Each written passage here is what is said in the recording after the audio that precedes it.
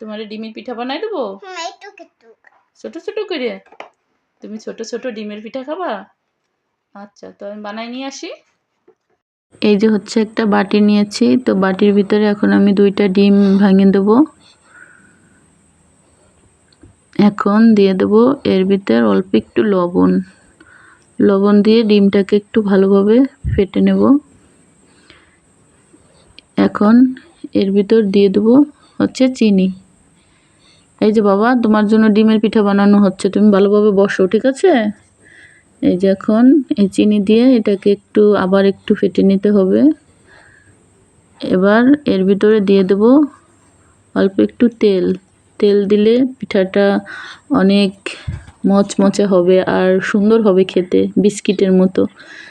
এই যে একটু তেল দিয়ে এখন এটাকে ভালো করে একটু মিশিয়ে নেব। এই যে তেল দিয়ে আবারও একটু মিশিয়ে নিলাম। এখন দিয়ে দেব ময়দা। তো এই ময়দা দিয়ে আমি ভালোভাবে মেখে নেব। এই যে ময়দা, ডিম, তারপরে তেল দেওয়া হয়েছে, চিনি সব দিয়ে ভালো করে এই যে মেখে নেওয়া হয়ে গেছে।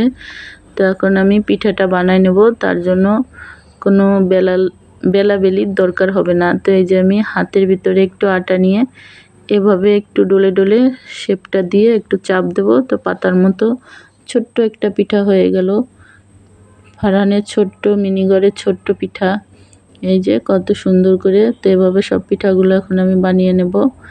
এই যে সব পিঠাগুলো বানিয়ে নেওয়া হয়ে গেছে। তো আরেকটা পিঠা বানাই দেখাই আমরা কিভাবে পিঠা বানাই। এই যে বানানো হয়ে গেল। এই যে সব পিঠাগুলো দেখতে কত সুন্দর হয়েছে। তো এখন এগুলো ভাজতে হবে। তার জন্য হচ্ছে এখন আমি চুলা ধরাবো। তো এই যে চুলার ভিতরে মোম দেখা যাচ্ছে, তো এই মোম দিয়েই আমি এগুলো রান্না বান্না করি। এই যে এখন আমি চুলাটা ধরাই নেওয়া হয়ে গেছে। তো আমার অনেকগুলো চুলা আছে, তারপর আমি ওই একটাতেই কালি ফেলি। আর এই যে অনেক চুলা, হয়তো কালি হলে দেখতে ভালো দেখায় না, এই জন্য আমি একটার ভিতরেই রান্না করি। আমার কাছে ভালো লাগে না যে কালি পড়ে নষ্ট হয়ে যাবে, এই জন্য একটা চুলোতে আমি রান্না করি। এই যে হচ্ছে পিঠাগুলো, তেল গরম হয়ে গেছে, এখন আমি সব দিয়ে দিচ্ছি। পিঠাগুলো দিয়ে আস্তে আস্তে করে এগুলো ভেজে নেব।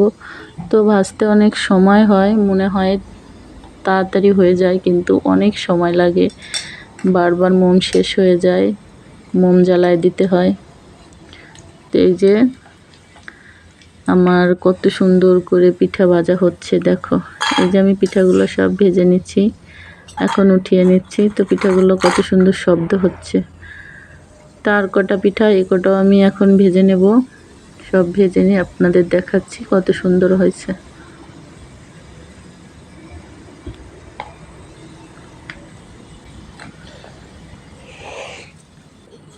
এই যে সব পিঠাগুলো উঠিয়ে নেওয়া হয়ে গেছে।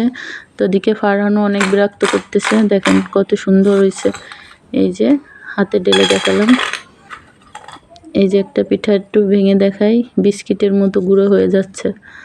তো খেতে অনেক মজা লাগে। তো আমি ছোট চুলায় বানাইছি, তো কেমন হয়েছে সবাই বলবেন। আর এই পিঠাগুলো এখন সব ফারহান একা একাই খাবে। তো কেমন হয়েছে বাবা? মজা হয়েছে। মজা হয়েছে? তো ভালো লাগলে সবাই একটা লাইক দিন।